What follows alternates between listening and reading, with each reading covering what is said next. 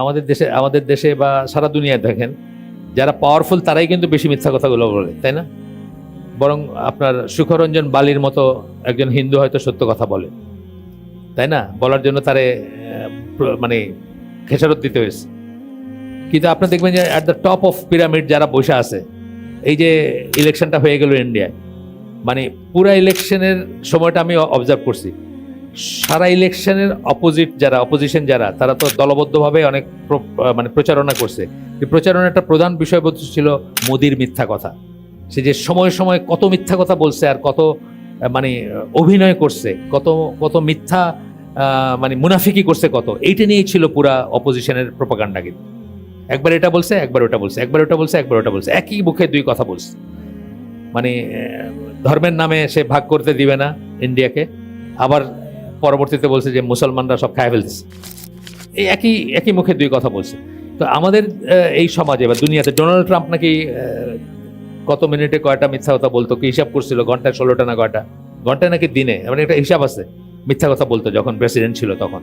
এখন হিসাব রাখে না কেউ, তার কারণ এখন তো সে কেউ না, আবার যদি হয় তাহলে অন্য কথা। তা দেখা যায় যে এখন পাওয়ারফুল সব মিথ্যা কথা বলে।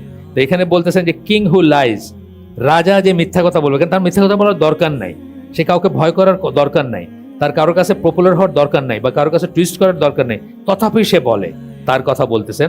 আর 3 নাম্বারটা বলতেছেন a poor man who is arrogant, একটা গরিব মানুষ কিন্তু তার খুব ফুটানি, সে অ্যারোগ্যান্ট, সে মানে তার অহংকার খুব, সে কথা বলতে চায় না, সে মানে মানুষের সাথে দুর্ব্যবহার করে। মিসকিন কথাটা, সাকিনা, সাকিনা মানে কি, সুকুন মানে কি, শান্তি প্রশান্তি, চুপচাপ থাকার একটা ব্যাপার আছে। মিসকিন কেন বলা হয় গরিব মানুষের? কারণ তার কথা বলার বেশি কিছু নেই, সে চুপ থাকে। এখান থেকে আসছে সেন্সটা, যে গরিব তার কথা বলার বেশি কিছু নাই, সে তো লো থাকবে, লোলি থাকবে, চুপচাপ থাকবে, নিচু হয়ে থাকবে। এখান থেকে মিসকিন কথাটা আসছে। সাকিনা সুকুন ওই সেম ওয়ার্ড থেকে, সেম রুট থেকে আসছে মিসকিন। সাইফুল্লাহ ভাই বলতেছিলেন একদিন।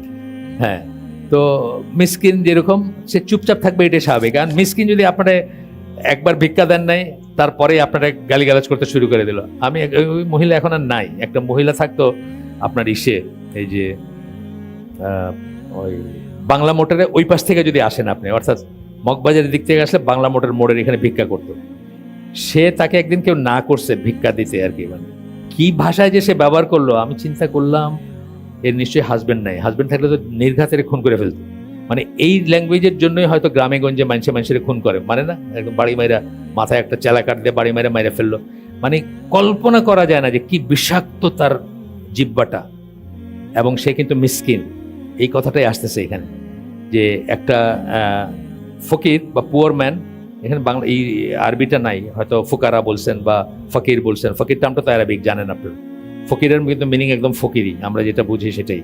ফুকারা শুনছেন না কোরআনে, যে আপনার নিশ্চয় বা গরিব যে তাকে ফুকারা, মানে প্লুরাল হচ্ছে ফুকারা। তো বলতেছেন যে poor man who is arrogant, যে অ্যারোগ্যান্ট। জিনা প্রসঙ্গে আসছে, কিন্তু বাকি দুইটাও কিন্তু খুব ইম্পর্টেন্ট, তাই না? বোঝার জন্য খুব ইম্পর্টেন্ট না বাকি দুইটা? যে আজকের দুনিয়া কিন্তু এই সবকটাই আছে, 3টেই আছে আর কি।